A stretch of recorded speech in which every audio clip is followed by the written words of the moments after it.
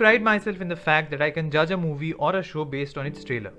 I mean, I'm so confident about my judgment that I just casually wait for the verdict from the critics and audiences to validate it. And then I sometimes don't even watch it. I mean, मन पहले से ही नहीं रहता है, थोड़ा confirmation आ जाने से I go ahead with my decision to not watch it. In the Tomorrow Wars case, I was certain that I was not going to watch it because it clearly looked like discount Edge of Tomorrow. Not just because of the whole concept of fighting a war where time travel is involved, but also because the alien creatures that's taking over the planet do look alike. But I'm going to admit that I was very wrong, and it's a very different movie with a very different emotional core and has some very likable performances. So, in case you were on the fence about watching it, here's me saying that please do watch it. And if you need some more convincing to watch it, then keep watching this review. I mean, even if you're on the fence, you can still watch this review. And even if you are certain that you're going to watch the movie, you can still watch this review. Just saying. But here are two things that you definitely have to do. Firstly, sit through the credits. This is a massive movie with intricate detailing and VFX and action choreography and more. If you would have watched this on the big screen, I think you would have gotten an idea of its scale and naturally sit through the credits. However, since you're watching it on your laptop or TV, some of that sense of awe might not translate. Does that mean that the effort of so many people should go unnoticed? Absolutely not. So, make sure to sit through the credits. Secondly, like and share this video, subscribe to the channel, and comment section mein share your thoughts on the Tomorrow War.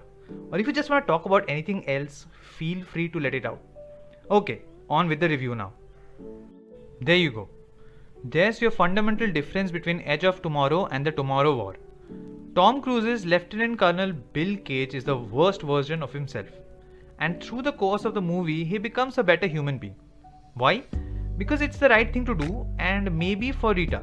But I never bought into the romantic undercurrent, so that didn't feel as deep as a reason for me. In Dan Forrester's case, he goes on a similar arc. However, here he not only has the emotional baggage of his father's actions on his mind, which in real life is something that is weirdly passed on from one generation to another, but he's also shown that he's technically going to go down the same path his father did, thereby breaking his family. But all that doesn't come up until the end of the second act. So what happens until then? Well, a lot of things. However, it is Dan's moral compass that these two acts mainly focus upon. It's made very clear that Dan doesn't want to leave anyone behind, even if it defies a movie's internal logic that nothing actually matters. Kind of like another Tom Cruise character you might have heard of. His name is Ethan Hunt. It's repeated multiple times that the world is going to end and everything is probably inconsequential. Doesn't matter. Dan's gonna save everyone he can. Or at least he's going to try. There's a character who shall remain nameless for the sake of spoilers, who you know that Dan is going to meet later. But since that person is a living, breathing human being, he cannot even consider the option of leaving them behind. And I don't know about you, but that makes him instantly likable because who holds on to their principles when the end is nigh? Now, apart from all that, there's a sci-fi shit which in my opinion is handled pretty well. There are some weird moments where it feels like the writer kind of forgot about the ferocity of the creatures they have created, but since those heartfelt, albeit dumb character moments have a sense of weight, I didn't mind it a lot. In fact, I enjoyed what felt like unscripted interactions between the characters as it exposed the nervousness that such a mind-bending event can cause. It is something that you rarely get to see in action blockbusters such as these. That said, something that is very common in action blockbusters is military propaganda. As an Indian, I used to work my way around this topic. However, after gaining some cursory knowledge, I just cannot. And I have to dock some points for that. Could have just made some fictional military force instead of the US Army, given its history and what it is doing worldwide right now. I'm sure you've heard the term hitting the ground running. In the Tomorrow War, you will witness hitting the pool on top of a building completely by chance while a chunk of your team plummets to their death because of a glitch in the wormhole that's supposed to help you travel through time. And it's intense. Yes, after that it cuts back to when things were normal like a late 2000s movie, but when it gets back into action, it's butt-clenching levels of intense. You know how I said that I was totally going to write this movie off? I can pinpoint the moment where I threw that notion out of the window. It's the first encounter with the aliens, also known as white spikes. Holy shit, it's a legitimately scary moment. Again, to bring back the Edge of Tomorrow comparisons, I think you can say that it had well-directed action and it executed the whole time loop thing pretty smoothly. But the monsters never generated fear. They looked impressive. There's no doubt about that. But since they gave the protagonist his power, it was a little difficult to look at them in a fearful way. The white spikes are in complete contrast to that. They are like the xenomorphs from the Alien franchise mixed with the monsters from A Quiet Place. And they're white. Anything that's that white is bound to be scary. Even humans. Jokes aside, from that point onwards, the movie just doesn't stop. It's one balls to the walls set piece to another to another to another. And all of them are a seamless mixture of practical and visual effects. And when I say seamless, I do mean that they are seamless. But one of the main reasons why I think that it never gets overwhelming or confusing is because it keeps the POV of the action very grounded and close to the characters.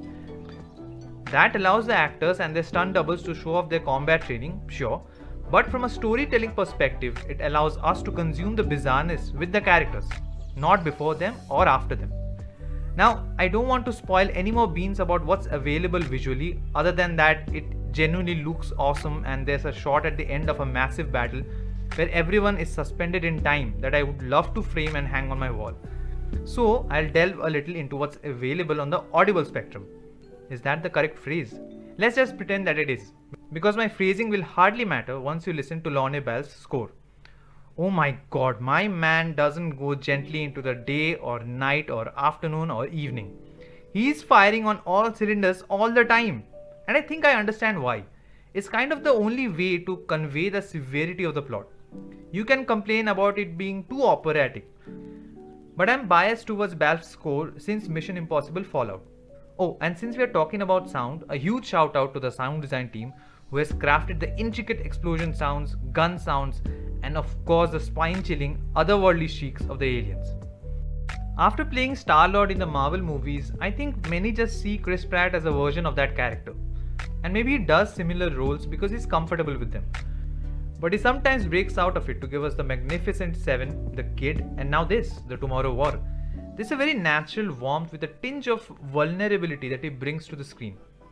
Dan is a learned, weathered person with a massive chip on his shoulder and an even bigger sense of responsibility. And Pratt manages to convey that with so much ease that you have to applaud him for it. On top of that, he's doing all those tactical moves like it's second nature to him.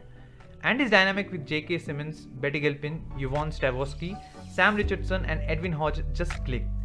Especially with Richardson. Yeah, I think Richardson is going to end up being the most memorable character out of the supporting cast. And that's a mean feat, since he's up against the great J.K. Simmons, who by the way is amazing as always, and jacked. I mean, those muscles are gonna make you weak in the knees. But yeah, it's Richardson who will grab your attention. I don't think I should delve into the characters any more than that because I will end up spoiling some major plot points. But know that in a movie of this scale and so laser focused on Pratt's Forrester, the expendable supporting cast could have easily become forgettable. However, when you watch them, you will get a hint of the fact that they're playing characters who have lived a life, and they have been pushed into a situation that they don't want to be in. Even if it's for a second, you will feel it. And kudos to the actors for putting some soul into the characters, and kudos to McKay for capturing it. And since we are giving out kudoses, I will give one more out to Pratt, because it is his reactions to the fate of the supporting cast that makes them feel real. Yes, it's Pratt who actually binds this movie together. Because as I said before, there are moments where the movie forgets that it is a movie and it goes into complete melodrama mode. But it's Pratt who doesn't let you go astray and keeps you glued to your screen with this sense of honesty and earnestness. It's easy to take that aspect of his performance for granted and call it Star-Lordish. However, if it's elevating some of the dumbest moments in an otherwise packed movie, I feel that it deserves some credit. What was I even thinking? The movie has a cast that I like. Lorne Bell is one of my favorite music composers of all time.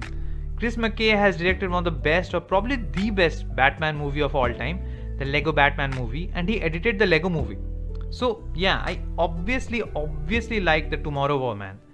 I actually felt a tear or two bubble up to the surface during the emotional moments involving the Forrester family. I was scared shitless during every single action sequence, and I just enjoyed it.